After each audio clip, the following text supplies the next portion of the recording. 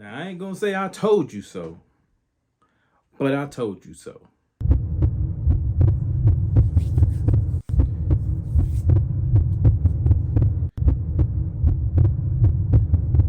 Let's go. You already know what it is, man. ontourrmedia, your boy, The Legend 5. If you have not already subscribed to the channel, man, go ahead, hit that notification bell, subscribe to the channel, like, comment, and share this video, man. You already know what time it is, man. Let's go. With National Signing Day, man, coming up tomorrow, man, the Buffs are continuously making strides. And now, man, I try to tell y'all. I thought I told y'all. I'm gonna just say it like that. I thought I told y'all, man. And this is only the beginning. This is before National Signing Day. This is before the high school recruits are coming. This is before everything. This is just for everything. And then the spring game, once the spring game hits, it's going to get even more bananas. So the defense is now getting stacked.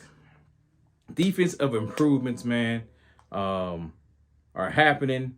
The defense, you know, as we all know, they struggled a little bit. I'm not going to say they weren't good. I'm going to call it what it is. They were not as good as we hoped them to be, right? We had some shining light moments, but we had a lot of blemishes on those shining light moments. In 7 games, they gave up 200 or more yards. They ranked 104th in the NCAA rankings, man, averaging 176 yards a game. That's a lot. And just rushing, right? So they gave up 200 or more yards in 7 games. They averaged at the end of the season 176 yards. And then they also averaged giving up 276 per game in the passing game. So some changes had to be made. End of this day, changes had to be made, man. QB pressure was kind of non-existent, I would say. You had some shining light moments from Dominique and some of those guys, man, but for the most part, it was kind of non-existent. So you don't want to be ranked anywhere in the hundredth of anything in college football. So changes had to be made like ASAP. And giving up an average of 34.8 points a game is not a good look at all. Not a good look at all. Coach Prime, you know, we know Coach Prime is AKA king of the transfer portal. So we know that. Comment below if you disagree. I welcome the haters. I welcome the talk yo community. You know what I'm saying? But it is what it is, man. He's king of the transfer portal. We all know that. So, you know, him along with the defensive coaching staff, they've been in the kitchen cooking, man. They've been in the kitchen cooking up a little bit of something. So, you know, they got something for that D-line, man, that's stewing in that pot. And starting off with the big dog Quincy Wiggins, standing at 6'5", 275, transfer from LSU. He's huge, man. I don't know if you guys seen the photos floating around, some of the videos with him, man, but the dude is huge. And compared to last year's D-line, you can see instantly the size difference between him and then some of the guys that were on the team currently, that were on the team previously.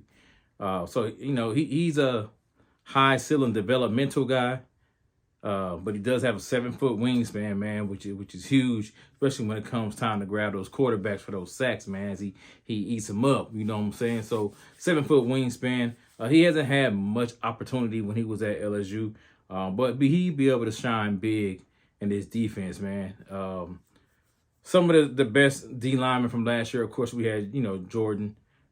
He was graded higher than Jordan. Actually, this guy that I'm talking about, Quincy, was actually graded higher than Jordan coming out. But, you know, Jordan faced a lot better competition. So we'll see what the ceiling level looks like for this guy, Quincy Wiggins. Not saying he's going to be better than Jordan. Not saying that at all.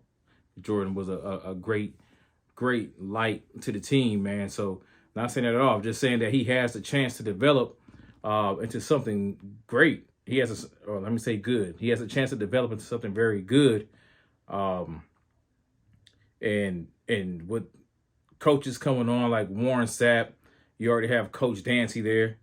Only, I mean, he only can get better. You know what I'm saying? So keep in mind, this guy also only started playing football his junior year in high school. So let's not forget about that. He was a basketball player, right?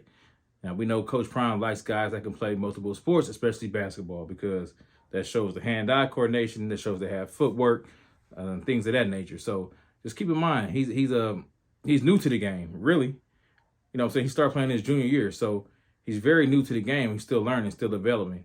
So sky's the limit for this guy, man. And for him to just start playing his junior year and still get a scholarship to a SEC school, Power 5 school at LSU, that says something. That says a lot, actually. I mean, you got guys that's been playing ball their life, and they can't get to a SEC program, man. So this guy started playing his junior year. So only with 2 years experience, he made it to an SEC program.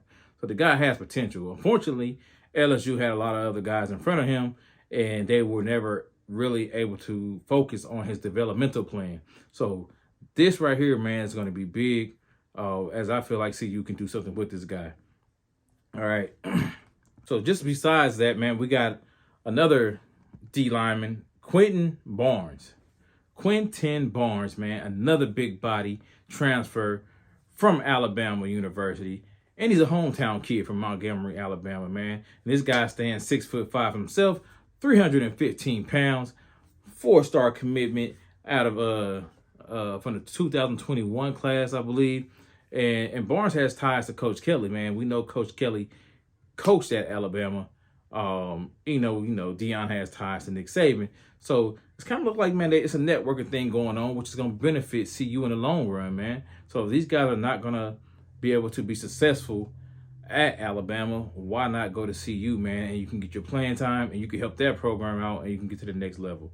It's a win-win, and that's why it's so good to have these communications, build these relationships, and stay locked in with coaches, man, by networking, within that community. Barnes is the 15th commit to come to CU from the transfer portal at this time. He's a redshirt sophomore, I believe, so he has 2 years or so of eligibility left, which is good, man, for CU to sustain their improvements of that program. So the Big 12 is known for the close shootout games. We know that. But really, it's not really known for, I don't think, big passing offenses, right? I think they're known for the big linemen. I think they're known for, like, good running backs, good running game, and things of that nature. You know, quarterbacks are cool. They have some great, I ain't gonna say great. They have some okay quarterbacks in the league. They have some pretty cool quarterbacks, but the high-powered offense of just that dominant passing threat, I don't think they've seen that yet in the Big 12, right? So that's more so of your SECs and those type of schools like that. But I do have CU being in the bowl game for sure next year, man. I do got them being in the bowl game for sure. And I'm gonna put it out there. I'm gonna say on the low end, I'm gonna say 8-4 on the low end. So I'm saying that in the bowl game, so they automatically, I'm giving them 6 wins right there. But I think they can pull out 8 on the low end. And I wouldn't be surprised if they did more than 8. But I'm gonna say 8 on the low. My expectations, 8 wins. And my expectations don't matter, but I'm riding. I say they can get 8 wins easy by me looking at the schedule. And I'm going to give you 4 just because it's going to be some of those games where things happen. Football is a game to be played. Anybody can win, right? So I'm going to say 8. Y'all comment below, man. Y'all let me know what y'all think their record going to be next year in the Big 12. But I'm going to say 8. So I think it's going to be something that's going to be exciting to see as things turn around. Now, before you guys get all in the comments, man, talking a bunch of that nonsense, please remember that FSU went undefeated this year. And what did FSU do? They went to the transfer portal.